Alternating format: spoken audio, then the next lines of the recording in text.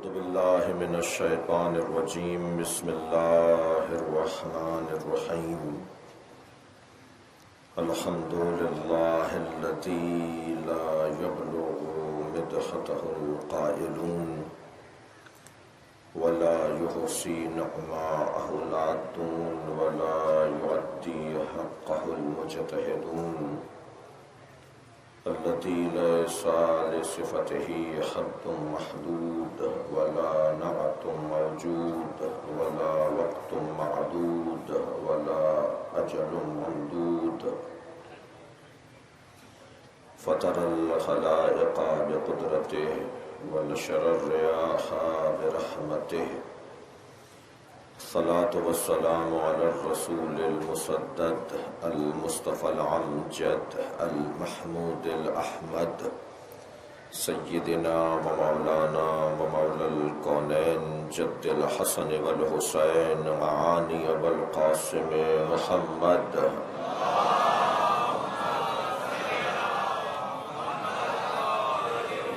وآله الطيبين الطاهرين المعصومين الذين قال الله إنما يريد الله ليذهب عنكم الرجس أهل البيت ويطهركم تطهيرا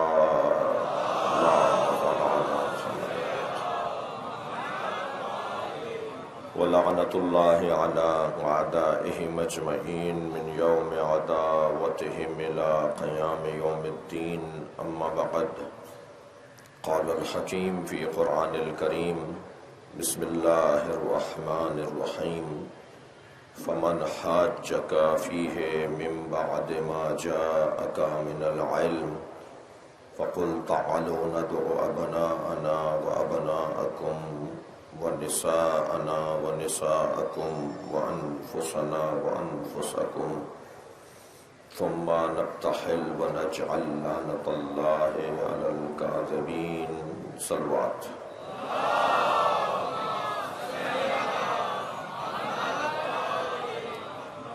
سورہ آل عمران آیت نمبر 61۔ اللہ عظمت مولا کائنات کا ایک باب روشن کر رہا ہے۔ فضائل اور مناقب کے باب میں یہ آیت سرداری کرتی ہوئی نظر آتی ہے۔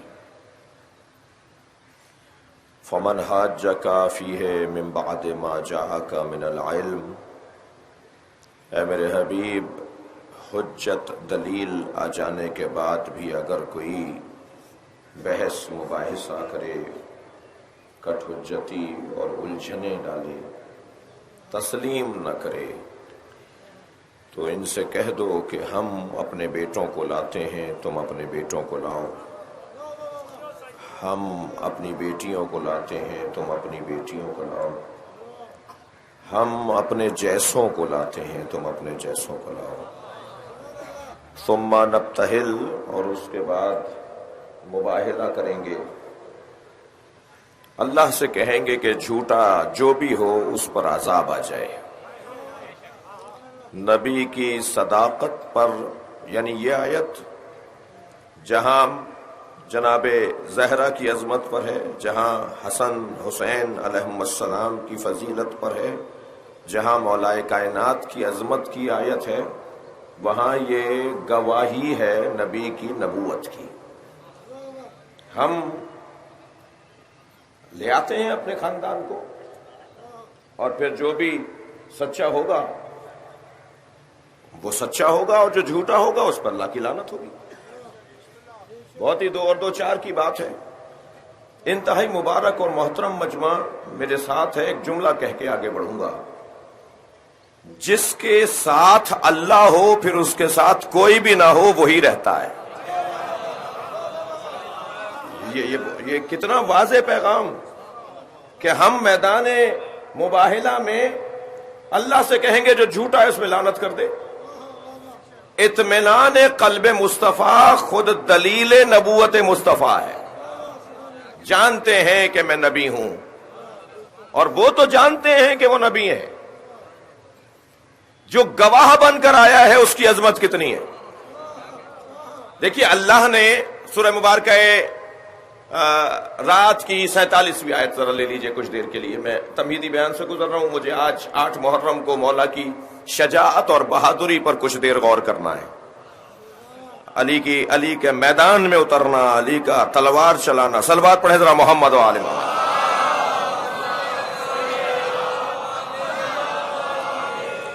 مگر میں ابھی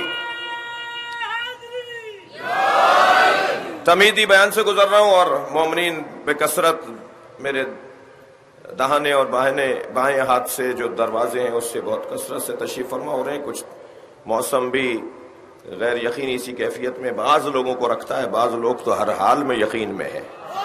صلوات پڑھیں ذرا محمد و آل محمد پر.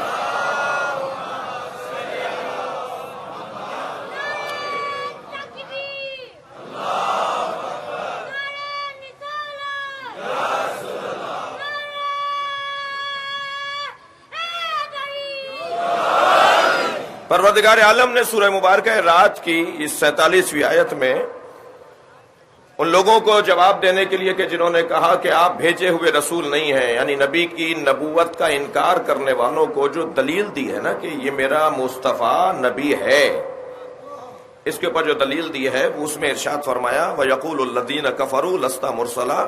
اے میرے حبیب جو کہتے ہیں کہ آپ بھیجے ہوئے رسول نہیں ہیں، آپ کو اللہ نے نہیں بھیجا ہے.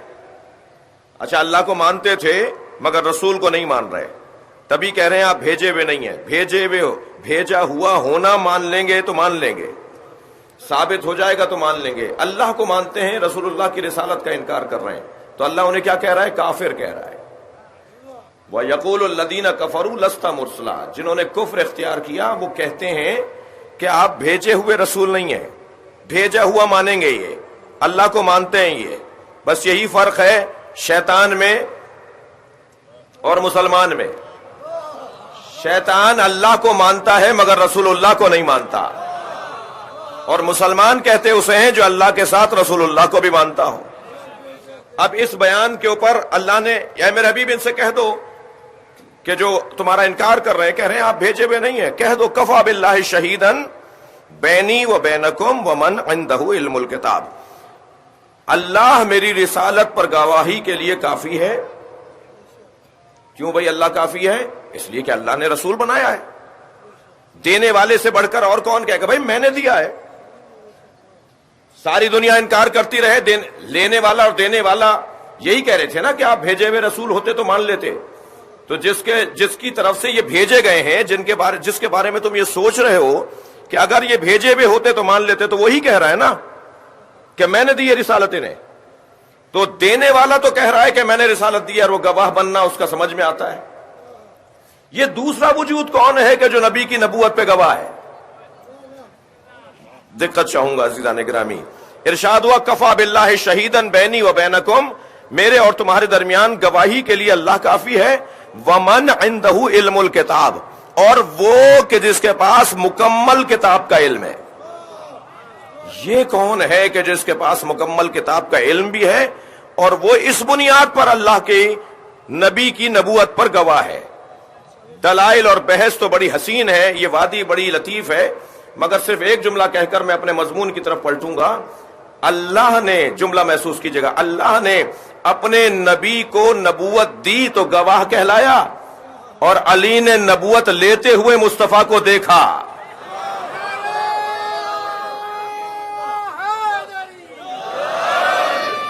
میں اور علی ایک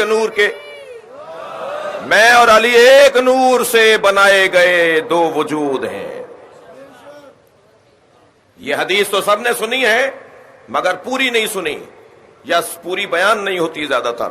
کنت نبیا و آدم بین الماء والطین، یہاں تک رک جاتا ہوں میں. نبی نے فرمایا میں اس وقت بھی نبی تھا جب آدم آب و گل کی درمیانی کیفیت میں تھے. حدیث یہاں مکمل نہیں ہوئی ہے.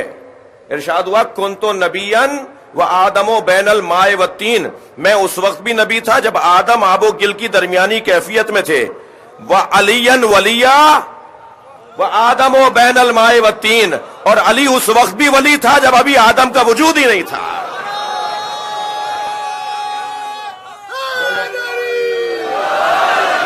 لہذا مولا کائنات کی عظمت کے باب میں یہ رہے ذہن میں یہ اس وقت کے نبی ہیں اور یہ اس وقت کے ولی ہیں جب کسی کا کوئی وجود ہی نہیں تھا. اس وقت پروردگار عالم نے ان دونوں بھائیوں کا وجود خلق کیا اور ایسا ساتھ بنایا کہ ہمیشہ ساتھ رہے. میں نے پرسوں کی مجلس میں ایک جملہ کہا تھا، ایسا ساتھ بنایا کہ ہمیشہ ساتھ رہے. یہ عالم ملکوت میں بھی ساتھ رہے، یہ عالم زر میں بھی ساتھ رہے، اور یہ دنیا میں بھی ساتھ رہے، اور پھر دنیا کے بعد عالم آخرت میں بھی ساتھ رہیں گے. اور ان کا ساتھ اتنا گہرا ہے کہ جس نبی کا سایہ نہیں تھا اسی کے سائے کو علی کہتے ہیں. برابر برابر.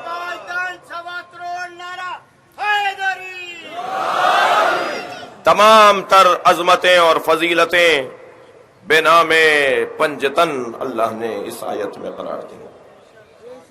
اے میرے حبیب ان سے کہہ دو کہ ہم اپنے نفسوں کو لاتے ہیں. جناب مودودی صاحب اور جناب اسحاق مدنی صاحب اور بہت سارے ہمارے محترم بزرگ علماء اہل سنت ترجمے میں کہتے ہیں کہ ہم خود آتے ہیں تم بھی آ جاؤ. نبی نے فرمایا ہم بھی آتے ہیں تم بھی آ جاؤ. انفسنا وانفسکم، ہم آتے ہیں تم بھی آ جاؤ. تو ہم آتے ہیں کی جگہ تو نبی ہیں خود، پھر مولا کائنات کس کی جگہ پر ہے؟ پھر ترجمہ کیا کہ نہیں ہم اپنے جیسوں کو لاتے ہیں تم اپنے جیسوں کو لاؤ. تو سرکار خود تشریف لائے اور اپنی جگہ کے عنوان پر، اپنے جیسے کے عنوان پر مولا کائنات کو لے کر آئے. دیکھیے میں آج کے مضمون کو ایک اور مختصر سی تمہید سے کچھ مرتب کرنا چاہوں گا. قرآن مجید میں سورہ نساء اور سورہ توبہ اور سورہ تحریم، ان تین سوروں میں دو آیتیں ہیں، یعنی سورہ توبہ اور سورہ تحریم میں ایک آیت ارشاد ہوا یا ایھا النبی جاہد الکفار والمنافقین، اے میرے نبی کافروں اور منافقوں سے جہاد کرو. یہ سورہ توبہ اور سورہ مبارکہ تحریم میں. سوال یہ ہے کہ نبی نے تو ساری زندگی کبھی تلوار کو ہاتھ ہی نہیں لگایا،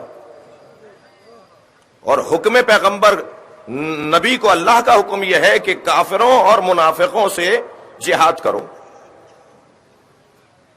اچھا چلیں آئیے فاروق ستار صاحب تشریف لائیے. وقار بھائی تشریف صحیح بیٹھے ہیں آپ.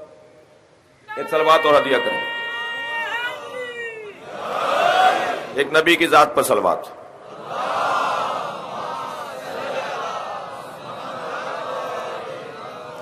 دیکھیے ہمارے خاص طور پر کراچی کے سیاستدانوں کا، وقار بھائی یقیناً اور جگہ مجالس میں بھی، لیکن ان کی کل بھی مہمان تھے، پرسوں بھی مہمان تھے، آج بھی مہمان ہیں.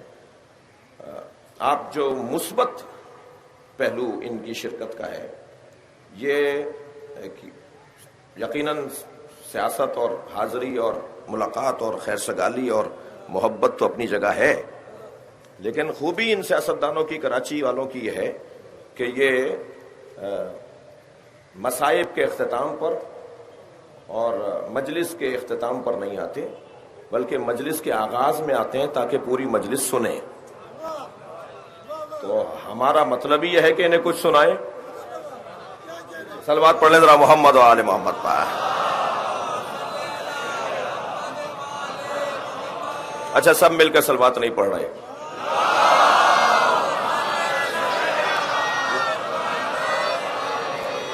اور ان کے یہاں ان کو ہمیں کیا سنانا ہے بھائی؟ بعض تو ہمارے یہ دوست تھک گئے ہیں کہ ان سے شہر سنبھل نہیں رہا، اور ان کی کوتاہی کم، مسائل کی پیچیدگی زیادہ. تو انہیں ہمیں کیا سنانا ہے؟ انہیں خود پتا ہے. ہمیں انہیں تو اللہ کے کلام کی تفسیر سنانی ہے، اور نبی کے فضائل سنانے، اور اہل بیت کی عظمت سنانی ہے. اور یہ ایسا ذکر ہے کہ جس کے سننے سے یقیناً انہیں بھی اور ہمیں بھی ایمان کی تازگی اور عقیدے کی پختگی حاصل ہوتی ہے. تو مطلب صرف اور صرف یہ ہے. آپ کی توجہات کا شکر گزار ہوں. میں اپنے مضمون کی طرف پلٹ رہا ہوں. دو آیتیں ہیں.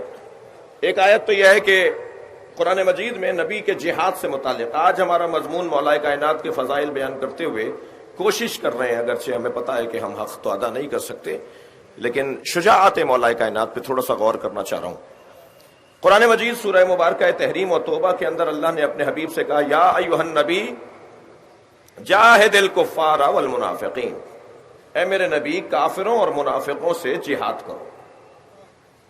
ہمارا سوال یہ ہے، تفسیر سمجھنا چاہتے ہیں، قرآن کی آیت سمجھنا چاہتے ہیں، سیرت مصطفیٰ کی پیروی کرنا چاہتے ہیں، ہم سب مسلمان ہیں، کہ نبی مکرم نے تو زندگی بھر صرف تلوار کو ایک دفعہ ہاتھ لگایا ہے، وہ بھی علی کو دینے کے لیے۔ سرکار کی 8 تلواریں ہیں، مگر سب کی سب تلواریں نبی مکرم نے مختلف میدانوں میں مختلف مجاہدوں میں تقسیم کر دی ہے، مختلف میدان میں اترنے والے مجاہدوں کو تقسیم کر دی۔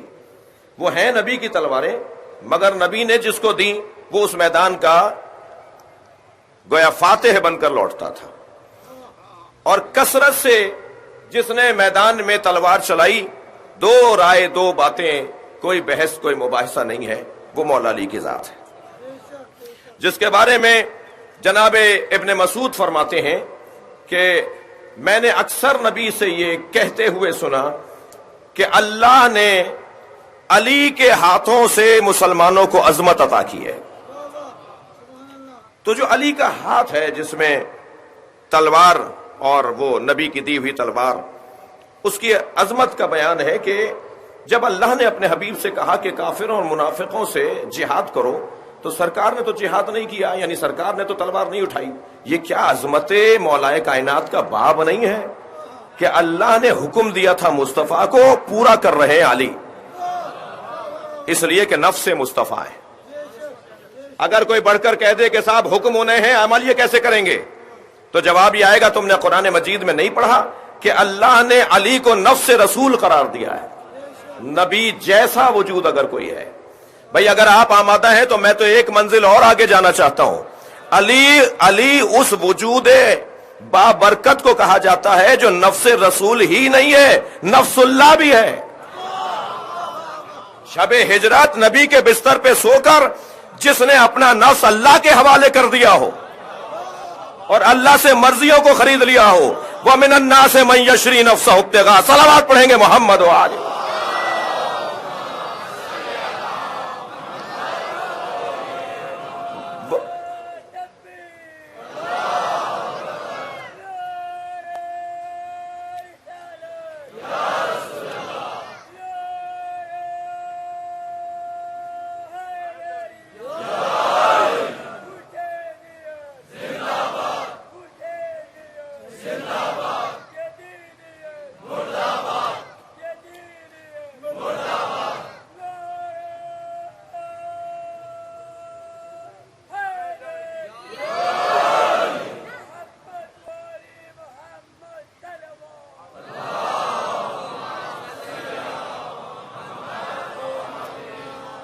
حضرت حذیفہ بیان کرتے ہیں، نشتر پارک کی مجلس کا اپنا حسن ہے، ہم ایک اس میں آتے ہیں کہ اب یہاں سے بات آگے جائے گی، تو ایک نعرہ ہمارا رخ موڑ دیتا ہے، تو یہ نشتر پارک کی ہی خاصیت ہے، اور جگہوں پہ تو ہمارے کنٹرول میں ہیں مسائل۔ ایک صلوات پڑھیں ذرا محمد و آل محمد۔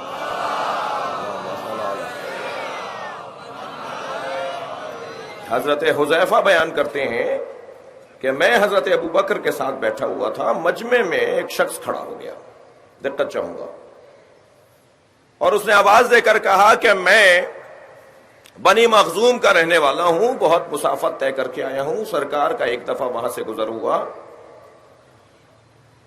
تو سرکار کے فرمانے پر، آپ کے حکم پر میں نے ایک نادار کو، ایک فقیر کو کچھ کھجوریں دی تھیں، تو نبی نے اس وقت مجھ سے کہا تھا جب تم مدینے آؤ گے تو جتنی تم نے دی ہیں اتنی ہم بھی تمہیں دیں گے۔ اب میں سرکار کی خدمت میں حاضر ہوتا نہیں آ سکا، اور اب آیا ہوں تو نبی کا وعدہ ہے، کون پورا کرے گا؟ بعض مسلمانوں نے سمجھایا کہ بھئی نبی کی رحلت ہو گئی، کون پورا کرے گا؟ نبی ہو تم آتے، تم نبی سے وعدہ پورا، کہا نہیں، مجھ سے نبی نے وعدہ کیا ہے کہ مدینے آؤ گے تو میں تمہیں اتنی ہی دوں گا جتنی تم نے دی ہے۔ یہ مسئلہ کچھ دیر چلتا رہا عزیزو. اسے تاریخ خلافہ میں ابن سیوطی نے، مختلف علماء اہل سنت نے بھی اس حسین داستان کو لکھا ہے. کچھ دیر تک یہ مسئلہ چلتا رہا. جب مسئلہ تھوڑا سا اور پیچیدہ ہونے لگا، یعنی وہ اصرار اور شدت سے بات کرنے لگا کہ مجھے تو نبی کے وعدے پر عمل چاہیے، تو حضرت ابوبکر نے فرمایا علی کو بلاؤ. مولا کچھ فاصلے پر تھے. جب مولا کو بلایا گیا تو حضرت ابوبکر نے فرمایا علی، نبی نے ان سے وعدہ کیا تھا کہ جتنی کھجوریں انہوں نے وہاں نبی کے کہنے پہ دی تھیں، اتنے ہی یہ مدینے آئیں گے تو نبی انہیں دیں گے، یہ وعدہ پورا کرو. مولا نے وہاں کھجور کا انتظام کروایا اور پھر چند مشت کھجوروں کی مٹھیاں اس کے دامن میں ڈال دی. تو اب یہ کون سی بات تھی بھائی؟ ایک صاحب نے کہا کہ صاحب یہ کام تو پہلے آپ بھی کر دیتے جو علی نے کیا ہے. حضرت ابوبکر سے کہا کہ یا حضرت یہ کام تو آپ بھی کر دیتے جو ابھی علی نے کیا ہے. علی کو بلا کر یہ منظر کیا منظر ہے؟ کہنے لگے جب میں غار میں نبی کے ساتھ تھا شب ہجرت تو ساری رات یا اللہ کی بات ہو رہی تھی یا علی کی بات ہو رہی تھی. بھائی سنیے گا، صلوات پڑھے محمد و آل محمد.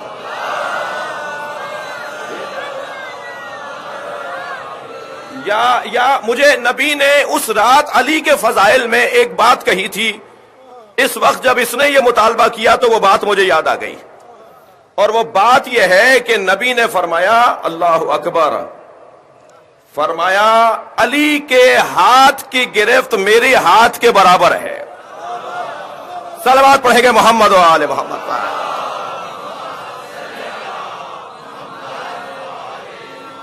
میرا اور علی کا ہاتھ عدل الہی میں مساوی ہے. اے نبی، کافروں اور منافقوں سے جنگ کرو. سرکار نے منافقوں سے جنگ کی. اگر کافروں سے جنگ تصور کر بھی لی جائے اس معنی میں، سرکار نے منافقوں سے جنگ، منافق تھے ہی نہیں، جنگ ہوئی نہیں. منافق تھے، جنگ نہیں ہوئی. اور حکم الہی ہے بھئی ہے. تو میں کسی اور جنگ پر زیادہ بات نہیں کروں گا، خیال خاطر کو کہیں ٹھیس نہ پہنچ جائے، مگر کم سے کم جنگ نہروان کے بارے میں تو سارے مسلمانوں کا عقیدہ ہے کہ وہ منافق تھے. کس نے سوائے علی کے نبی کے اوپر آنے والے اس حکم کو عمل کر کے دکھایا؟ اللہ نے فرمایا میرے نبی منافقوں سے جنگ کرو. تو منافقوں سے جنگ کا ایک منظر جنگ نہروان ہے. سنی شیعہ سب کہتے ہیں کہ یہ لوگ تھے کلمہ پڑھنے والے مگر مسلمان نہیں تھے. تو ایسا بھی ہو سکتا ہے کوئی کلمہ پڑھنے والا ہو اور وہ مسلمان نہ ہو. اور یہ ایک دو ہزار نہیں، 4000 کی تعداد میں میرے مولا نے لوگ مارے ہیں. اور جب لوٹے ہیں جاتے وقت بھی علی سے کسی نے کہا کہ یا علی، یہ جنگ بڑی خطرناک جنگ ہے. مولا نے جنگیں بہت لڑی ہیں مگر سب سے زیادہ حساس جنگ جنگ نہروان. ایک صاحب نے تو بڑھ کر کہہ دیا یہ جنگ آپ کی کامیاب نہیں رہیں گی، آپ اس جنگ میں ناکام لوٹیں گے، آپ کا ستارہ گردش میں نہ جائیے، کسی اور کو بھیج دیجئے. حضرت نے فرمایا تو ستاروں کو جانتا ہے؟ کہنے لگا میرا کام نجم شناسی ہے، میں منجم ہوں، میں ستاروں کو جانتا ہوں. تو حضرت گھوڑے پر، اپنی گھوڑی پر بیٹھ چکے تھے، اتر آئے. فرمانے لگے بتا اس کے شکم میں نر ہے یا مادہ، پیٹ سے تھی وہ؟ کچھ نہیں پتا تھا. حضرت فرمایا تو آسمانوں کی باتیں کر رہا تھا، تو سامنے کی چیز نہیں بتا رہا. پھر فرمایا بتا اس کی سم کے نیچے کیا ہے، گھوڑی کے سم کے نیچے کیا ہے؟ اسے کوئی جواب نہیں آیا. حضرت نے فرمایا تو اوپر کی بات کر رہا تھا، تو زمین کو نہیں جانتا. سون مولا کا عظیم جملہ نہج البلاغہ میں بھی ہے، اور ابن ابی الحدید معتزلی سنی عالم دین نے بھی اس جملے کو لکھا ہے. وہ کہتے ہیں مولا نے فرمایا سون میں نے جنگیں بہت لڑی ہیں، جیسی کامیاب جنگ یہ لڑنے جا رہا ہوں ایسی لڑی نہیں ہے. اور میں ابھی بتا دیتا ہوں کہ میرے 10 نہیں مریں گے، ان کے 10 نہیں بچیں گے. میں تعداد اپنے شہیدوں کی بھی بتا دیتا ہوں، اور میں وہاں مرنے والوں کی تعداد بھی بتا دیتا ہوں، اور وہاں بھاگنے والوں کی تعداد بھی بتا دیتا ہوں. اور ایسا ہی ہوا جو تعداد علی نے، بعض روایات میں تو ہے کہ جب جنگ کے اندر پہنچے، میدان میں پہنچے، تو ایک صحابی، ایک محترم شخصیت جو وہاں یہ جملہ سن کر آئے تھے، قریب آ کے کہنے لگے مولا اپنے شہید ہونے والوں کے نام بتائیے. حضرت نے حتیٰ نام بھی بتائے کہ کون شہید ہوگا. بھائی یہ معمولی وجود نہیں ہے، اس نے پہلی گھٹی نبی کا لعاب دہن لیا ہے، یہ بول سکتا ہے، ان کا لب و لہجہ یہ ہو سکتا ہے، اپنے لوگوں کی تعداد، اپنے لوگوں کے نام، اور پھر جب جنگ تمام ہو گئی تو وہ جو وہاں سے 9 لوگ بھاگے تھے، جی فرمایا تھا نا ان کے 10 نہیں بھاگیں گے، یہ 9 لوگ وہاں سے بھاگے، تو کسی نے کہا کہ یا علی آپ نے سب کو مار دیا؟ فرمایا نہیں، 9 لوگ میدان چھوڑ کر چلے گئے، اور علی بھاگنے والوں کے تو پیچھے جاتا نہیں ہے، اس لیے کہ جو بھاگ رہا ہوتا ہے اس سے زیادہ مجبور کون ہوگا، اور مجبوروں کے اوپر ہاتھ اٹھانا ویسے ہی علی کا کام نہیں ہے، علی والوں کا کام نہیں ہے، اور یہ فائدہ اٹھایا انہوں نے علی کے اس حسن کا اخلاق سے، اور بھاگ گئے۔ حضرت فرمایا کہ وہ بھاگ ہی نہیں گئے ہیں، بلکہ یہ فتنہ صلبوں میں رحموں میں منتقل ہو چکا ہے، اور ہر کچھ مدت کے بعد ایسے لوگ نکلیں گے جو اسی مزاج کے ہوں گے، جو ایسا ہی امتحان مسلمانوں کا لیں گے جیسے ان لوگوں نے امتحان لیا ہے۔ ایک ہی آیت جس میں اللہ نے اپنے حبیب کو حکم دیا کہ آپ کافروں اور منافقوں سے جنگ کریں، اور کافروں اور منافقوں سے جنگ نفس رسول ہونے کے ناطے مولا علی نے کی۔ دوسری آیت سورہ مبارکہ نساء کی، عجیب آیت ہے، اس آیت پر میں خاص آپ کی توجہ چاہوں گا۔ ارشاد ہوا قاتل الکفار ولا تکلف الا نفسک، اے میرے حبیب کافروں کو قتل کرو اور یہ کام نہ کرو مگر کرو تو خود یا اپنے جیسے کو دو۔ انفسنا ذہن میں رہے، میں اپنے جیسے کو لے کر آتا ہوں، جہاں وہاں مباہلے میں کہا کہ یہ مجھ جیسا ہے، وہاں اس مرحلے پر سرکار دو جہاں نے اپنے جیسے کے حوالے کام کیا۔ سب سے پہلی جنگ بدر کافروں کی طرف سے جنگ کہلائے گی، مجاہدوں کی طرف سے جہاد کہلائے گا۔ کیا فرق ہے جنگ اور جہاد میں؟ کیا فرق ہے قتال اور جہاد میں؟ کیا فرق ہے جھگڑے میں اور جہاد میں؟ جو مقصدیت کے ساتھ ہو، الہی حکم کے ساتھ ہو، نبی کی مرضی کے ساتھ ہو اور اذن امام کے ساتھ ہو، اسے جہاد کہا جاتا ہے، اور جو نفس کی خاطر ہو، کشور گشائی کے لیے ہو، طاقت کی بڑھائی کے لیے ہو، مملکت کو مضبوط کرنے کے لیے ہو، بس تو وہ کچھ بھی ہو سکتا ہے، جہاد نہیں ہے۔ سرکار دو جہاں نے اس آیہ کریمہ میں اپنے جیسے کو یہ کام دیا۔ اچھا تھوڑا اور سہارا چاہوں گا، جب نبی نے سورہ برات کی تلاوت کے لیے حضرت ابو بکر کو مکہ بھیجا کہ جا کر انہیں مشرکین کو جا کر پیغام دو کہ آج کے بعد ہماری طرف سے یہ اعلان ہے کہ تم ایسے طواف نہیں کرو گے، ایسے خانہ کعبہ کے اندر حاضری دو گے، اور یہ طریقہ ہوگا، اب ہم بتائیں گے کہ کعبے کے ساتھ کیا تمہارا طریقہ ہونا چاہیے۔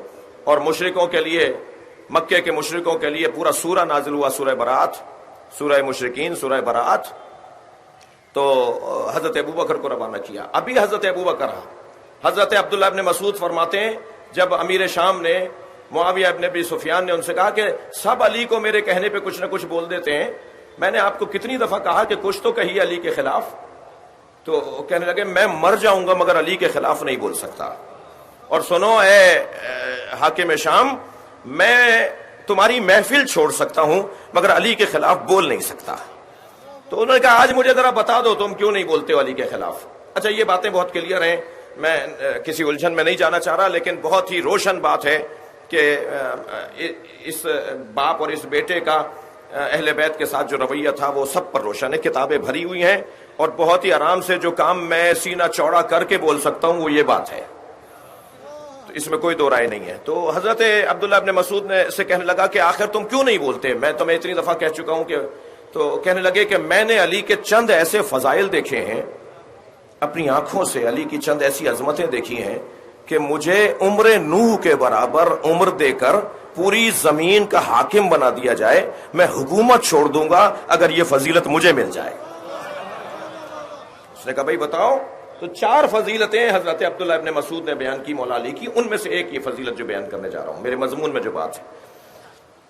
کہنے لگے میں نے اپنی آنکھوں سے دیکھا کہ حضرت ابو بکر کو سورہ برات کی تلاوت کے لیے مکہ بھیجا سرکار نے، اور ابھی مکے کی جانب رستے میں تھے حضرت ابو بکر کہ ایک مرتبہ جبریل نازل ہوئے اور کہا یا رسول اللہ یہ سورہ یا خود جا کے تلاوت کیجئے یا آپ جیسا جا کے تلاوت کریں۔ تو جیسے ہی یہ حکم الہی آیا فوراً کہا یا علی فوراً جاؤ ابو بکر کے پاس اور کہو وہ سورہ تمہارے حوالے کرے اور تم جا کر یہ سورہ سناؤ۔ بھائی جس کی جو خدمت ہو وہ یاد رکھنی چاہیے۔ آدھے رستے میں حضرت ابو بکر سے جا کر مولا کائنات نے جب سورہ مانگا اور نبی کا پیغام پہنچایا، ایک چوں اور ایک چرا نہیں بولا حضرت ابو بکر نے، فوراً امانت علی کے حوالے کر دی، اور مولا نے جا کر میدان مکے کے اندر جا کر مشرکین کے سامنے وہ سورہ پیغام الہی کو جا کر سنایا۔ جنگ بدر سب سے پہلی جنگ ہے، 20 سال کے ہیں مولا علی، تھک تو نہیں رہے؟ 20 سال کی عمر ہے جنگ بدر میں مولا علی کی۔ کمال، میں کہتا ہوں کہ علی کی عظمت کا ایک حسین باب، 20 سال کی عمر میں علمدار لشکر اسلام، جبکہ 40 سال بڑے حضرت حمزہ وہاں موجود ہیں۔ اور جب میدان میں اترے مولا تو یہ بات پھیلائی گئی، یہ ہوتا ہے پھیلائی گئی کہ جوان ہے، بچہ ہے، 20 سال کے جوان، بلا تشبیہ، مولا سے کسی کی تشبیہ نہیں ہے، بلا تشبیہ 20 سال کے جوانوں کو ذرا ذہن میں لے کے آئیے، صحیح طرح ان کے چہرے پہ داڑھی نہیں اترتی، ان کا چہرہ بتا رہا ہوتا ہے کہ بہت کم سن ہے، چہرہ پکار کے بتا رہا ہوتا ہے کہ کم سن ہے۔ 20 سال کے جوان ہیں اور میرے مولا نے 18 سرداروں کو مارا ہے۔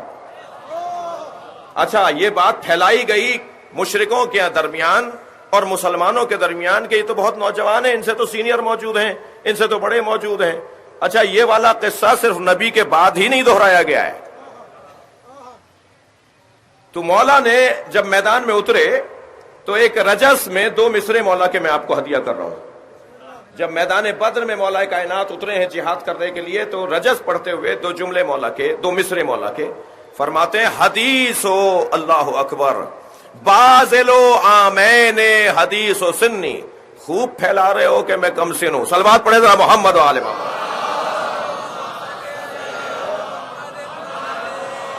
بھائی توجہ چاہوں گا مولا کائنات کے ان 2 مصروں پر۔ مولا نے شعر پڑھا میدان میں اتر کے جنگ بدر کے اندر، بازلو آمین حدیث و سنی، بار بار بول رہے ہو نا میری عمر کیا ہے، میرے بارے میں پوچھ رہے ہو، میرے بارے میں بتا رہے ہو کہ میں کم سن ہوں۔ بازلو آمین حدیث و سنی لمثل ھذا ولدتنی امی، مگر جان لو میری ماں نے اسی میدان کے لیے مجھے جنا ہے۔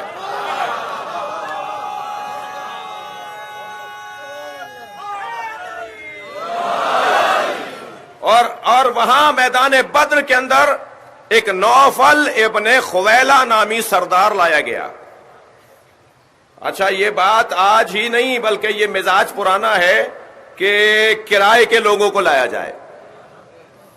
یہ نوفل ابن خویلہ جو تھا، میں سیرت پڑھ رہا ہوں، تاریخ پڑھ رہا ہوں، نوفل ابن خویلہ جو تھا اسے کوئی غرض نہیں تھی مشرکوں کے جو اہداف اور مقاصد تھے، سیدھا سیدھا پہلوان تھا، سیدھا سیدھا عرب تھا، بس ایک عرب آدمی تھا، ایک بازوؤں کا زور رکھنے والا، تلوار اچھی چلانے والا۔ تو اسے لے کر آئے کہ بھائی تم ہمارے لیے چلو۔ اچھا، جو بغیر مقصد کے توانائیاں رکھتے ہو نا، پھر ان کے دام باطل بڑا اچھا لگاتا ہے۔ لہٰذا میں اپنے جوانوں سے کہوں گا کہ اپنی توانائیوں کو بڑھاؤ مگر مقصدیت کے ساتھ۔ سمجھو چاہوں گا اسے خرید کر لے آئے، اسے کچھ طے کیا ہوگا، اتنا دیں گے تمہیں، یہ دیں گے، آ جاؤ۔ اب جب معلوم ہوا مسلمان لشکر کو، اسلامی لشکر کو، کہ وہاں نوفل ابن خویلہ بھی آیا ہوا ہے، تو بہرحال مسلمانوں کے درمیان ایک بات گشت کرنے لگی کہ پہلوان بہت بڑا ہے، جنگ ہماری سخت ہو جائے گی، مار کا بڑا ہم پر بھاری پڑے گا۔ تو ایک مرتبہ سرکار دو جہاں نے اپنے دونوں ہاتھوں کو بلند کر کے مناجات شروع کی، اور حضرت کی مناجات کا ایک جملہ میں آپ کو ہدیہ کر رہا ہوں۔ حضرت نے فرمایا الہی اکفنی نوفلا، یا اللہ ہم مسلمانوں کو نوفل سے نجات عطا فرما۔ سرکار کی یہ دعا، مولا بہت عجلت سے گزر رہے تھے تلوار سنبھالتے ہوئے، میدان گرم ہو چکا تھا، میدان چل رہا تھا، مارکا گزر رہا تھا. مولا قریب سے گزرے تو دیکھا مصلی پر سرکار مناجات میں مصروف ہیں، اور آپ نے یہ جملہ کہا کہ یا اللہ ہمیں نوفل سے محفوظ فرما. تو سرکار چند قدم آگے گئے، مولا علی چند قدم آگے گئے اور ایک مجاہد سے پوچھنے لگے کہ نوفل کون ہے؟ بھائی ایسے سنیں گے تو میں پڑھ نہیں پاؤں گا. دشمن کی نفی ہی اس کی شکست ہوا کرتی ہے. اہمیت ہی نہ دو دشمن کو. وہ بھلا میں پاکستان میں شیعوں کا دشمن کسی کو نہیں مانتا. میں اپنے بچوں سے کہہ رہا ہوں ہمارا کوئی دشمن نہیں ہے. اپنے وقتوں کو ضائع نہیں کرو. ہمارا پاکستان میں کوئی دشمن نہیں ہے. ہم سے دشمنی کرنے کے لیے قابلیت چاہیے جو ان میں نہیں تھی. پاکستان کی دیواروں کو کالا کرنے سے کوئی دشمن نہیں ہوگا. اور یہ اتنے بڑے بے وقوف ثابت ہوئے ہیں، یہ ہمیں مار مار کے مضطرب رہے، ہم مر مر کے مطمئن رہے. صلوات پڑھیں گے محمد و آل محمد.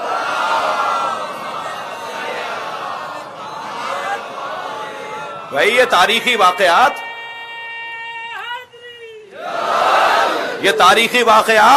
کوئی رٹا لگا کے سنانے کے نہیں ہے. ان سے فائدہ لینا ہے نا، ان سے استفادہ کر رہے ہیں نا. یہ کیا ہوا ہے اسلام کی تاریخ میں؟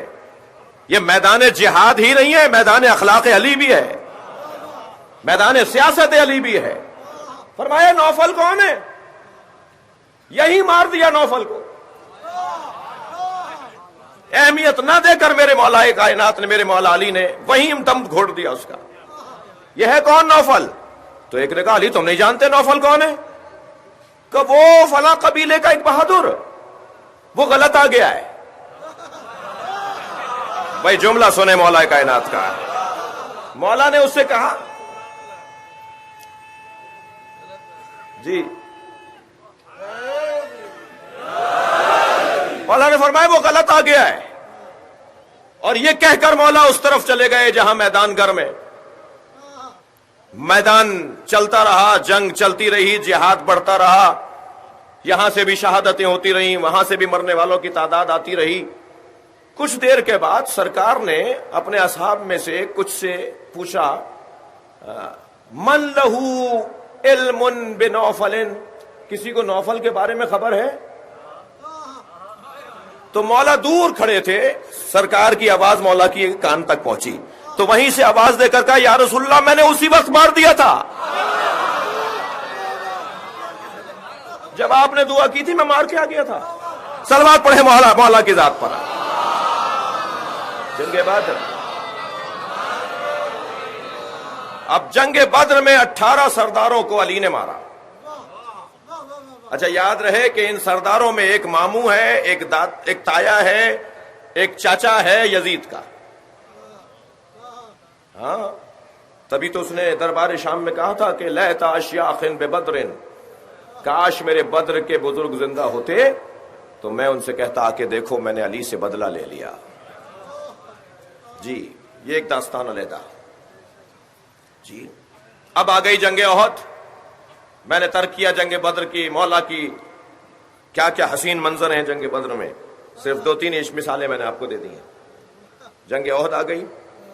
جنگ احد جب آئی تو حضرت ابو سفیان نے، کیونکہ ابھی وہ اس طرف نہیں آئے ہیں، مسلمان نہیں ہوئے، جنگ احد کے موقع پر انہوں نے پتہ لگایا، وہ وہاں کے سردار ہیں، وہ وہاں کے بڑے ہیں، تو کہنے لگے کہ جو زیادہ ہوتا یہ تھا کہ جس کی تعداد زیادہ ہوتی تھی جہاد میں، جنگ میں، مارکوں میں، جس قبیلے کی تعداد زیادہ ہوتی تھی، علم پرچم بھی اسی قبیلے کے پاس ہوتا تھا. مثلا فرض کیجئے کہ اگر پاکستان میں اگر کوئی امتحان آ جائے اور کراچی والے زیادہ ہوں تو کراچی والے طے کریں گے کہ ہمارا پورے لشکر کا سالار کون ہوگا. مثال ہے. تو قبیلہ بنی نذیر کے لوگوں نے طے کیا وہ تھا کہ لشکر کا پرچمدار ہمارا ہوگا، اس لیے کہ تعداد ہماری زیادہ ہے. حضرت ابو سفیان وہاں گئے اور انہوں نے جا کر کہا کہ پرچم کو مختلف قبیلوں میں تقسیم کرو. پہلے تو انہوں نے پتہ لگوایا کہ جنگ احد میں اسلام کا پرچمدار کون ہے. تو بتایا گیا کہ جس نے جنگ بدر کو فتح کیا ہے وہی پرچمدار احد بھی ہے. اور بدر میں کیونکہ علی نے مارکا جو ہے سب سے زیادہ سر کیا ہے اور اپنی بہادری دکھائی ہے، تو احد میں بھی علی ہی پرچمدار احد ہیں.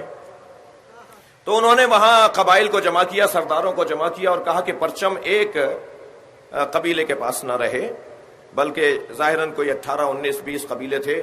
کہا جی ہر کچھ دیر کے بعد پرچم تبدیل کر دیا جائے.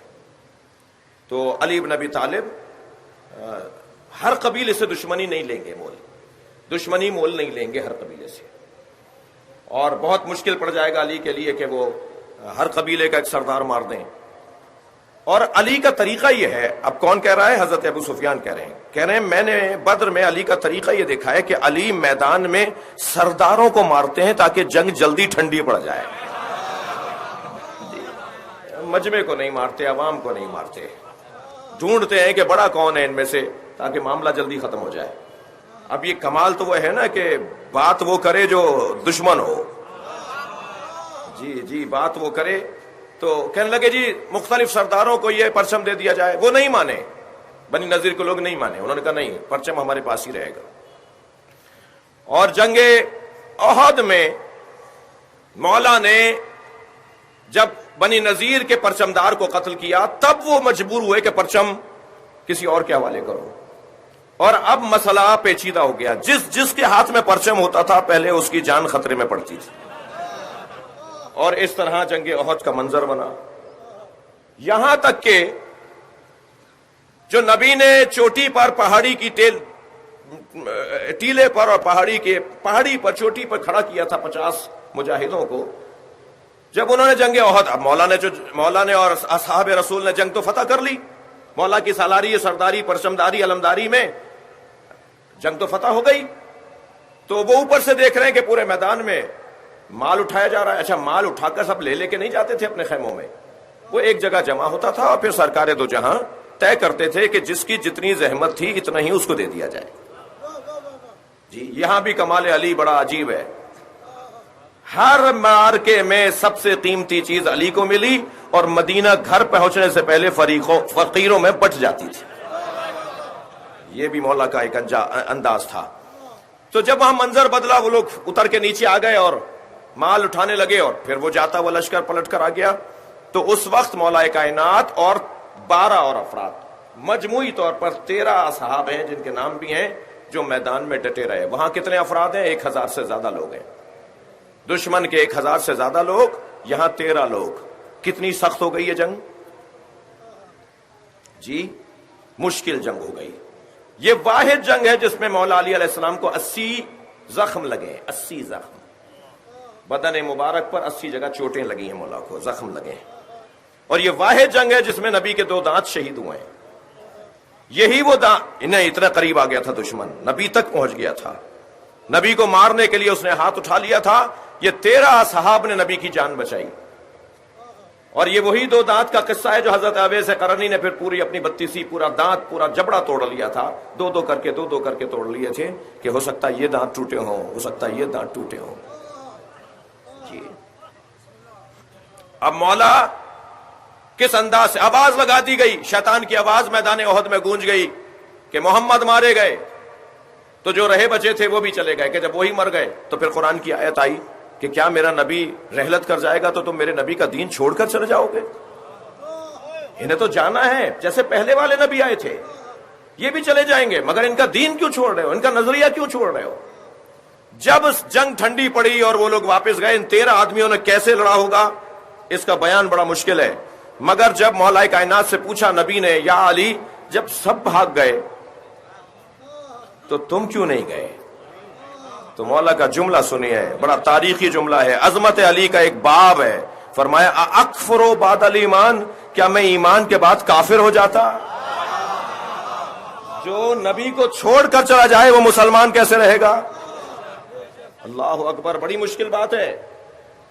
مگر واپس لوٹ کر آئے. سب سے پہلا واپس لوٹنے والا کم سے کم مدت میں 3 دن کے بعد سب سے پہلی شخصیت آئی ہے. اور پھر قرآن کی آیت آئی کہ اے میرے حبیب یہ واپس آ رہے ہیں، تم سے معافی مانگے تو معاف کر دو، میں بھی انہیں معاف کر رہا ہوں. تو سرکار نے پھر میں محترم جناب انیق احمد کے پروگرام میں تھا، وہ تفسیر کا پروگرام کرتے ہیں، تو اس میں ہمارے ساتھ ایک بزرگ عالم، بہت بزرگ شخصیت موجود تھی، تو انہی آیات کے اوپر تفسیر بیان ہو رہی تھی کہ احد کے اندر نبی کو جو چھوڑ کر چلے گئے تھے، تو بات آئی تو انہوں نے فرمایا جی اجتہادی غلطی تھی. تو میں نے کہا جی مجھے مفتی صاحب سے اختلاف ہے، مگر وہ بات پوری کریں، جب میرا وقت آئے گا تو میں جواب دوں گا. تو انہوں نے فرمایا، جب وہ بول چکے تو کہنے لگے مولانا آپ کو کیا اختلاف ہے؟ میں نے کہا مولانا یہ اجتہادی غلطی کیسے تھی؟ کہنے لگے اجتہادی غلطی تھی، وہ یہ سمجھے تھے اور وہ یہی صحیح سمجھے تھے. میں نے کہا مولانا نص کے مقابل اجتہاد نہیں ہوتا، نبی موجود ہے، میدان چھوڑ کر جانا نص کے خلاف جانا ہے. قرآن کی آیت کے سامنے تو اجتہاد نہیں ہوگا. صلوات پڑھ لیں ذرا محمد و آل محمد. تو انہوں نے مانا اس بات کو، انہوں نے کہا بات علمی ہے، بات صحیح ہے، اور پھر بات یہ ہے کہ جی جب قرآن نے کہہ دیا، اللہ نے کہہ دیا کہ یہ لوگ معافی مانگنے آ رہے ہیں، معاف کر دو، تو میرے حبیب تم بھی معاف کر دو. جب اللہ رسول نے معاف کر دیا تو مسلمانوں کو بھی اپنے خیالات اور اپنے احساسات کو ایسے ہی رکھنا چاہیے، قرآن کے مطابق رکھنا چاہیے. دقت فرمائی آپ نے. جنگ احد میں یہ ہوا.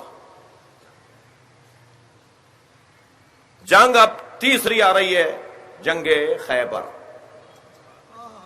جنگ خیبر میں مولا علی نے مرہب کو مارا ہے، اور جب میدان میں گئے ہیں، اچھا خیبر کا تو یہ حضرت عبداللہ ابن مسعود فرماتے ہیں، وہ جو دوسری فضیلت میں نے اپنی آنکھوں سے علی کی دیکھی ہے، نبی نے فرمایا لَأُوتِيَنَّ رَایَةً غَدًا رَجُلًا كَرَّارًا غَيْرَ فَرَّارٍ يُحِبُّهُ اللَّهُ وَيُحِبُّ اللَّهُ. کل میں علم اسے دوں گا جو کرار ہوگا، غیر فرار ہوگا، میدان میں ڈٹنے والا ہوگا. اللہ اس سے محبت کرتا ہے، رسول اللہ اس سے محبت کرتا ہے. اور سب نے 40ویں دن دیکھا کہ علی بن ابی طالب جو آشوب چشم میں مبتلا تھے، نبی نے فرمایا ناد علی مظہر العجائب. اور پھر علی پہنچے اور علی کی آنکھوں پر اپنا لعاب دہن لگایا تو آنکھوں کو شفا ملی، اور پھر وہ علم علی کے ہاتھوں میں دے دیا، اور علی میدان میں پہنچے تو وہاں سے آنے والا مرحب ہے، سردار ہے قلعہ قموس کا. جیسے ہی سامنے آیا کہنے لگا تم کون ہو؟ حضرت نے فرمایا تم بتاؤ تم کون ہو. لبو لہجہ دیکھیے. میں کہتا ہوں جنگیں بازو کے زور پہ نہیں لڑی جاتی ہیں، اعصاب کی مضبوطی پہ لڑی جاتی ہیں. اعصاب کو مضبوط بنا لیجئے، کامیابی ہی کامیابی ہے. جب اس نے کہا تم کون ہو؟ من اسمک. حضرت فرمایا تم بتاؤ تم کون ہو؟ پتہ ہے مولا کے کون ہے؟ حیثیت بتا رہے ہیں. کہنا میرا نام سمتنی امیہ حیدر، سمتنی امیہ مرحبا، میری ماں نے میرا نام مرحب رکھا ہے. حضرت نے بے ساختہ فرمایا سمتنی امیہ حیدرہ، میری ماں نے میرا نام حیدر رکھا ہے. کہنے لگے حیدر ابو طالب کے بیٹے؟ فرمایا ہاں میں ابو طالب کا بیٹا ہوں. کہا میں تمہیں نہیں ماروں گا بچے ہو. مولا سے کہہ رہا ہے میں تمہیں نہیں ماروں گا بچے ہو. حضرت نے فرمایا میں تمہیں ماروں گا جوان ہوں. کہنے لگے بیٹا واپس چلے جاؤ، ایک دن تمہارے باپ نے اور میں نے فلاں قبیلے میں کھانا ساتھ کھایا تھا. ہم عربوں کا دستور ہے کہ ہم اگر ایک دسترخوان پر بیٹھ جائیں تو پھر ان کی اولادوں سے جنگ نہیں کرتے، واپس چلے جاؤ. حضرت امیر المومنین نے فرمایا میں تمہیں مارنے آیا ہوں. کہا تمہاری جرت ہے مجھے مارو گے؟ کہا میری جرت نہیں ہے، مجھے اللہ نے ید اللہ بنایا ہے، نبی نے اپنا جیسا بنایا ہے. کہنے لگا پھر اپنی آخری آرزو بتا دو. اب دیکھیے کون کہہ رہا ہے مرحب، مولا علی سے کہہ رہا ہے اپنی آخری آرزو بتا دو. مرنے سے پہلے بولو کیا بولتے ہو، کہتے ہیں نا مرنے سے پہلے سزائے موت ہو رہی ہے، بتا دو کیا کہتے ہو. مولا نے کہا سب سے پہلی میری آخری آرزو یہ ہے کہ اسلام قبول کر لے. کہنے لگا میں اسلام قبول کرنے کا ارادہ رکھتا ہوتا تو میدان میں کیوں آتا اور یہ جنگ کیوں بنتی. کہا دوسری بات کرو. کہا دوسری بات یہ ہے کہ گھوڑے سے اتراؤ. مولا پیادہ تھے، وہ گھوڑے پہ سوار تھا. کہنے لگا کیوں؟ حضرت نے فرمایا کہ اس بیچ اس گھوڑے کا نقصان ہوگا.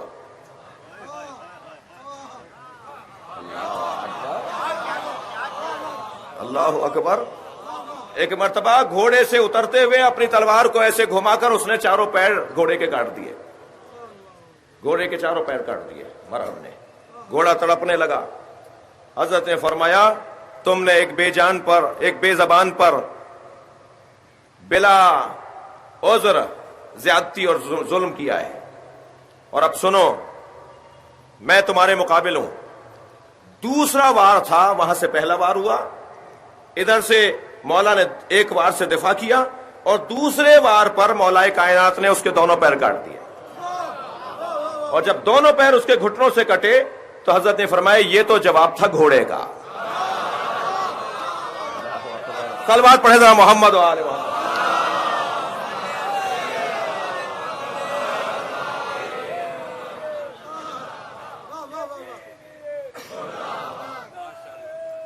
جی شکریہ۔ اور پھر اس کے بعد مولا سینے پہ چڑھ گئے، اس کے ہاتھ میں تو اب کچھ رہا نہیں ہے، حضرت نے اس کے سینے پر بیٹھ کر خنجر اس کے گلے پہ رکھ دیا۔ اب مولا کا خنجر اس کے گلے پر ہے، سینے پر چڑھے بیٹھے ہیں، اللہ اکبر۔ اب وہ ہے کہ جو علی نے شجاعت کا مظاہرہ کیا۔ مجھے ایک جملہ کہنے دیجئے، اب تک علی نے جو کیا علی اسے شجاعت مانتے ہی نہیں ہے، اب ہے جو علی کی شجاعت کا مرحلہ شروع ہوا۔ اس نے مولا کی طرف اپنا لعاب پھینکا، حضرت نے خنجر ہٹا دیا اور ٹہلنے لگے۔ دور کھڑے اصحاب دیکھ رہے ہیں، نبی منظر دیکھ رہے ہیں، تو آواز آنے لگی یا رسول اللہ یہ موقع ضائع کر رہے ہیں، یہ ایسا آدمی ہے وہیں سے کچھ پھینک کر مار سکتا ہے۔ حضرت نے فرمایا اب جب علی لوٹے گا تب پوچھیں گے کہ یہ کیا کیا ہے۔ اور ایک مرتبہ چند قدم ٹہلے اور اس کے بعد مرحب کا سر قلم کیا۔ جب سر قلم کر رہے تھے تو اس نے آخری جملہ یہ کہا میرے کپڑے نہ اتارنا، میں اپنے قبیلے کا سردار ہوں، ذلیل نہیں ہونا چاہتا۔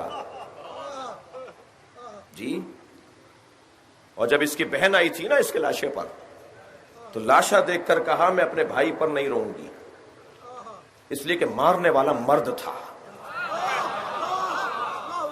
اللہ اکبر، کیا کچھ نہیں پہنے آیا ہوا تھا وہ قلعے کا سردار تھا، بڑا تھا۔ عزیزان گرامی، اور مولا نے اس کا سر اٹھایا اور نبی کی خدمت میں لا کے رکھا۔ جب پوچھنے والوں نے پوچھا کہ آپ نے یہ کیوں کیا، حضرت نے فرمایا جب اس نے ایسا کیا تو غصہ میرا مجھ پر غالب آ رہا تھا۔ اللہ اکبر، میں کوئی کام بغیر اللہ کے نہیں کرتا، میں اللہ کی عبادت میں اپنے آپ کو شامل نہیں کرنا چاہتا تھا۔ اور اس انداز سے میرے مولا نے، یہ جنگ خیبر ہے، خندق کا مرحلہ، اگر اجازت دیں تو صرف ایک مثال خندق کی دے دوں۔ بسم اللہ تو دو چار ہی کہہ رہے ہیں، کیا کروں؟ صلوات پڑھ لیں۔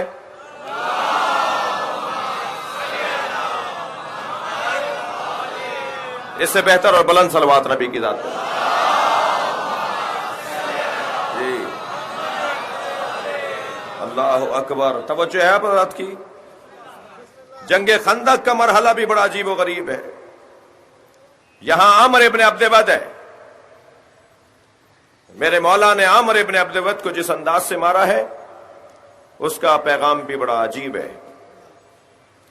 باب خندق میں کیا یہ فضیلت علی میں مکمل بات نہیں ہے کہ نبی نے فرمایا برد الایمان کلو الی الکفر کلے، مکمل ایمان مکمل کفر کے مقابل جا رہا ہے، اور خود سجا کر مولا کائنات کو جنگ خندق میں بھیجا، اور خندق کا مارکا بھی علی بن ابی طالب نے خوب سر کیا عزیزو۔ اور نبی مکرم کی زبان مبارک پر آواز آئی کہ کون ہے جو علی کی کامیابی کی خبر سب سے پہلے مجھے سنائے گا۔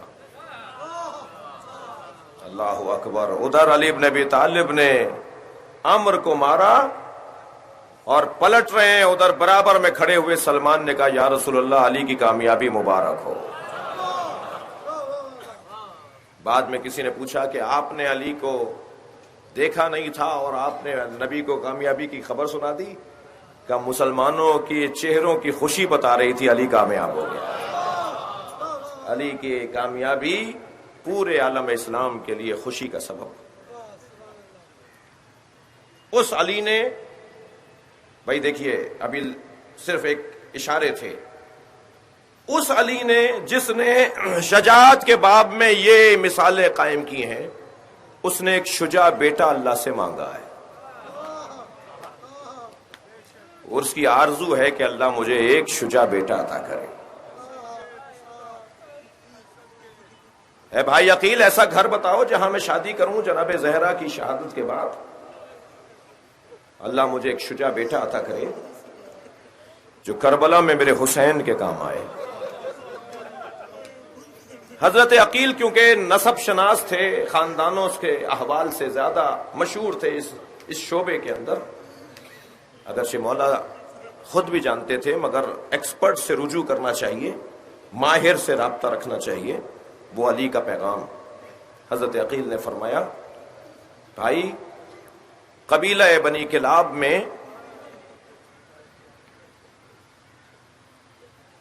ایک بی بی، ایک خاتون جس کا نام فاطمہ کلابیہ ہے، اس کی شجاعت بہت مشہور ہے، اس کا باپ بھی بہت شجاع ہے، یہ خاندان پورا شجاع ہے. وہ غیر شادی شدہ ہیں، ان سے آپ عقد کیجئے تو یقیناً شجاعت نسلوں میں منتقل ہوگی. اور جب گھر میں آئی نا بی بی ام البنین، نام فاطمہ ہے لیکن جب مولا علی پکارتے تھے فاطمہ کہاں ہے تو یہ جناب زینب کی آنکھوں میں آنسو آ جاتے تھے، امام حسین کی آنکھوں میں آنسو آ جاتے تھے. تو مولا نے فرمایا، بعض کہتے ہیں کہ بی بی نے کہا، بعض کہتے ہیں لکھتے ہیں کہ مولا نے فرمایا، فاطمہ تمہارا نام ہم کنیت سے پکاریں گے، ابھی بیٹے ہوئے نہیں ہیں کہ بیٹوں کی ماں پکارتے ہیں. 4 بیٹے اللہ نے، اون، جعفر، عثمان، عباس. سب سے بڑے بیٹے حضرت عباس ہیں، پھر اون ہے، پھر جعفر ہے، پھر عثمان ہے. 4 بیٹے مولا کائنات کے. مولا عباس کے 3 بھائی. یہ ماں بڑے جگر والی ماں ہے. حضرت عباس سے اپنے بچوں سے کہا، بیٹا کبھی بھی حسین کو بھائی نہیں کہنا، کبھی بھی زینب کو بہن نہیں کہنا، تم ایک کنیز کی اولاد ہو. کنیز کی اولاد نہیں تھے مگر یہ سمجھا رہی ہیں، بتا رہی ہیں خبردار انہیں مولا کہنا، زینب کو چھوٹی شہزادی کہنا، ادب اور احترام رہے. تم حسین کے نوکر ہو، تم حسین کے بھائی نہیں ہو. ہمیشہ ادب کیا، ہمیشہ احترام کیا. پیر چلنے لگے تو چلاتے ہوئے جناب زینب کہہ رہی ہیں، عباس تمہیں کربلا کے لیے بابا نے مانگا ہے. جناب ام البنین شیر دہی جب کر رہی ہوتی تھیں تو جو بات بار بار کہتی تھی، عباس تمہیں کربلا کے لیے مانگا گیا ہے. جو بچپن سے کربلا کربلا کربلا کربلا، جو کمسنی سے سن رہا ہو کربلا، جو تلوار تیز کرتا ہو، تیر چلانا سیکھتا ہو اور اسے یہ کہہ کر سکھایا جاتا ہو یہ کربلا کے لیے سکھایا جا رہا ہے، وہ کربلا میں کس امنگ کے ساتھ، کس جذبے کے ساتھ آیا ہوگا. جب 2 محرم کو کربلا میں پہنچے، مولا حسین نے زمین خریدی اور زمین خرید کر انہی کو ہیبہ کر دی جن سے خریدی. شرطیں لگا دیں کہ پہلی شرط تو یہ ہے کہ یہ یہاں کاشت نہیں کرنا، ایک شرط یہ ہے کہ ہم جب مار دیے جائیں تو ہمیں دفنا دینا، اور تیسری شرط یہ ہے کہ جب میرے زوار میری زیارت کے لیے آئیں تو ان کا خیال رکھنا، وہ میرے چاہنے والے ہوں گے. آپ جاتے ہیں نا اربعین پر، اس سال کچھ محرومی ہے، عالمی وبا ہے، احتیاط کر رہے ہیں. آپ نے دیکھا کہ عراقی کیسے آپ کو پکڑ پکڑ کے گھر لے جاتے ہیں. جو گدا گاڑی چلا رہے والا عراقی ہوتا ہے نا، وہ بھی کہتا ہے ایک پانی پی لو تاکہ حسین کو جواب دے سکو. وہ جو ٹھیلا لگانے والا ہوتا ہے نا، کربلا کا رہنے والا، وہ کہتا ہے ایک کھجور کا دانہ میرے گھر میں بیٹھ کے کھا لو تاکہ یہاں رہنا میرا جائز ہو جائے. جس زمین کو حسین نے ہمارے آبا و اجداد کو دیا تھا. میں ابھی پچھلے دنوں کربلا جب گیا تو میں نے دیکھا کہ وہ اصلی کربلا کو دوبارہ سے خریدا جا رہا ہے، ہوٹلوں کو، مکانات کو دوبارہ خرید کر اصلی کربلا کو محفوظ کیا جا رہا ہے. بڑا صحن بنے گا جتنی زمین امام حسین نے خریدی تھی. تو جب مجھے معلوم، میں نے دیکھا کہ عمارتیں گر رہی ہیں اور اسے آہستہ آہستہ صحن بنا رہے ہیں، میں نے پوچھا تو بتانے لگے کہ ایسا ہو رہا ہے، امام کا حرم حضرت عباس اور امام حسین کے حرم میں جو نذرانے آتے ہیں اس سے پوری کربلا دوبارہ خریدی جا رہی ہے۔ تو میری آنکھوں میں آنسو آ گئے، کتنے کریم مولا ہے، سن 61 ہجری میں بھی خرید کر انہی کو دے دی، اور اب 1400 سال بعد ان کی نسلوں سے دوبارہ پیسے دے کر لے رہے ہیں۔ اللہ اکبر۔ کربلا کا میدان، 4 محرم کو جناب عباس نے دیکھا کہ شمر کا لشکر نہر سے خیمے ہٹانے آ رہا ہے، تو زمین پہ خط کھینچ کے فرمایا کسی میں جرت ہے تو خط کو پھاند کے دکھائے۔ میں تو کربلا کا انتظار کر رہا تھا، میں آج 4 محرم ہی کو بتا دوں گا کہ کیا ہو رہا ہے۔ جب یہ منظر دیکھا نا جناب امام حسین نے تو جناب زینب کے خیمے میں چلے گئے اور کہا اے بہن زینب عباس کو بلواؤ۔ جناب فضہ باہر گئیں، کہا چھوٹے شہزادے تمہیں آقا زادی زینب بلا رہی ہیں، کہا بی بی سے جا کر کہیے ابھی خوشخبری لے کر آ رہا ہوں۔ گمان یہ ہے کہ وہ یہ کہ عباس جا کر انہیں مارو، میں انہیں مار کر آ رہا ہوں۔ جب دوسری دفعہ جناب فضہ آئی نا تو انہوں نے جملہ کہا عباس زینب کہتی ہیں تم آ رہے ہو یا میں آ جاؤں؟ تو ایک مرتبہ تلوار نیام میں رکھ لی، خیمے کے اندر آئے، دیکھا برابر میں حسین کھڑے ہیں، سمجھ گئے کہ مسئلہ کچھ اور ہے۔ امام حسین کو آواز دے کر کہا مولا خیمے ہٹا دوں؟ فرمایا ہاں عباس خیمے ہٹا دو۔ خیمے ہٹا دیے۔ 9 محرم کو جب پہل ہوئی، نقن صاحب لکھتے ہیں ایسے گھوڑا دوڑاتے ہوئے آئے، چہرے پہ اتنی بشاشت تھی حضرت عباس کے، قریب آ کر مولا حسین سے کہا مولا آپ کہتے تھے ہمیں پہل نہیں کرنی، مولا دشمن نے پہل کر دی ہے، میں اب جواب دوں؟ امام نے فرمایا عباس جاؤ 1 رات کی مہلت لے کر آؤ۔ میں کہوں گا امام حسین سے مولا حضرت علی اکبر کو بھیج دیا ہوتا، حضرت حبیب کو، زہیر کو، مسلم ابن اوسجہ کو بھیج دیا ہوتا۔ نہیں، عباس کی عظمت بتانا چاہتے ہیں۔ عزاداروں، بازوؤں کے کٹنے پر بھی عباس کو تکلیف ہوئی ہوگی، سر پہ گرز لگا تھا مولا عباس کے، تکلیف ہوئی ہوگی، سینے میں تیر لگے تھے، تکلیف ہوئی ہوگی۔ جو رونے آئے جملہ محسوس کریں میں کیا کہنا چاہ رہا ہوں۔ بدن مبارک پر تلواریں لگتی رہی، تکلیفیں ہوئی ہوں گی، مگر کسی شریف کے لیے یہ بہت بڑی تکلیف ہے کہ کسی کمزر سے جا کے سوال کرے۔ میرے مولا نے بھیجا ہے جنگ عاشور کے دن کرو، اور اب کہا کہ جاؤ عباس اب جنگ عاشور کے دن ہوگی۔ مولا لوٹ کر آئے، دن عاشور کا چڑھا، قربانیوں پر قربانیاں، اور جب عاشور کا دن چڑھا تو کہتے تھے مولا مجھے لڑنے کی اجازت ہے، اور حسین لوٹا دیتے تھے نہیں عباس تم ہمارے علمدار ہو، علمدار تو پہلے نہیں جاتا۔ اور جب سب شہید ہو گئے نا تو علامہ مجلسی لکھتے ہیں کہ سامنے آ کے کھڑے ہوئے، گردن جھکی ہوئی ہے، کہنے لگے مولا مجھے اب مرنے کی اجازت ہے؟ تو مولا حسین نے فرمایا تم ہمارے علمدار ہو؟